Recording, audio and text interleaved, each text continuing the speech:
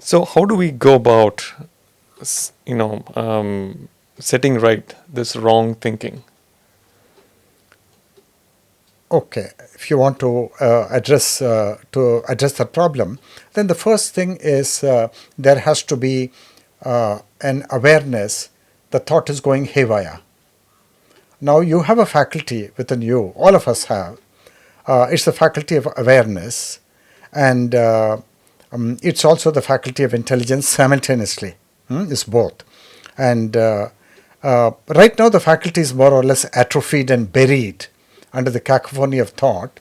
But if it can be brought into relief, and through that faculty, you will know that thought is functioning in a very berserk way, completely berserk.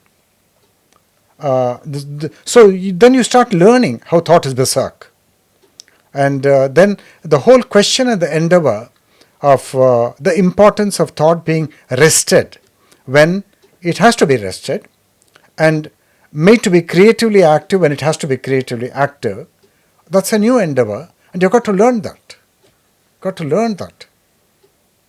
And it's a thing to which every human being is entitled, because that's his powerhouse. You got your powerhouse, and we've got to tell people that it's possible for you, Right.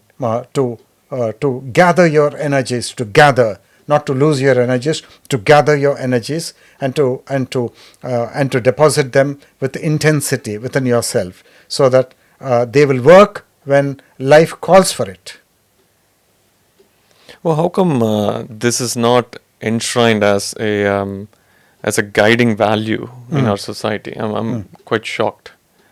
Okay, this is a beautiful question you posed, and the reason why it's not been kind of picked up is this is an interdisciplinary question. Usually there is a split between secular materialistic life and the spiritual life.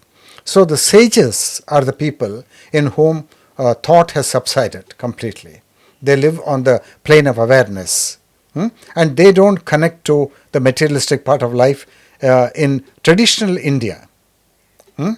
So they live their life in awareness, and the reason why they do not connect to mainstream society but they live in the forest, the reason is that what is happening in mainstream society is all madness. Okay, and they have walked out of it, they have said goodbye to it. They are living in another loftier plane. Now, Krishnamurti's paradigm is right in the midst of the battlefield of life. Can you have the silencing of thought? Can you have thought working sensibly and intelligently as the servant of awareness? So that awareness is the master and thought is only a handmaiden of that master. Then order will come. So how does this thought operate in creative people? I mean, let's say for a scientist who is actually looking into solving a particular problem, right? Obviously, they have to think. They have to think a lot. A very good question. So you see, in the scientist, what happens is many of these scientists, they have strong 4th house and strong 5th house. 5th house is creative intelligence. 4th house is understanding.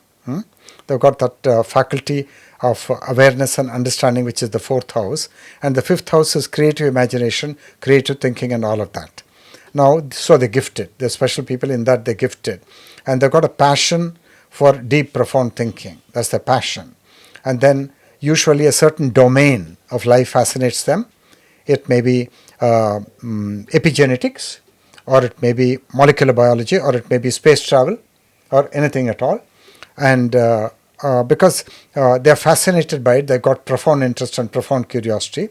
When they start looking at those disciplines of learning, then automatically, because of the deep interest, thought becomes silent. Oh. Yeah. So it's the other way. Something else happens. Yeah, because you see, you're so deeply engrossed in the whole thing. It must have happened to you times without number that thought becomes silent when either a beautiful plate of pleasure is put before you for the pleasure for the senses, or it can be something else, then momentarily thought becomes silent. Then it will begin its mischief again. That's a different story. Right. Okay. Of course. So let me understand. I think what you're trying to say is true creativeness happens when thought subsides. Yeah. That's very profound. Sattvic thinking. The thinking is not rajasic thinking like a leaping cheetah or a leaping jaguar, and not indolent like a buffalo and a rhinoceros, but extremely flexible and extremely subtle, so that it will move when it perceives the truth, it will go behind the truth. It's very quick to perceive. Sattvic thought. And in all the creative people, it must be working like that. And but once they stop that work and go home, all hell may break loose in relationship. That's a different thing. Right. That's a different thing. But so long as they're looking at that, and that's meditation for them, that scientific inquiry, or in the laboratory or as a theoretician, it's meditation because you think of nothing else and you don't need to think of anything else because you're engrossed in it completely. And that's your beloved. That subject is your beloved. That theorem is your beloved. That music is your beloved. So you give your life to it, you embrace it, you stay with it. That's meditation. So thank you. That's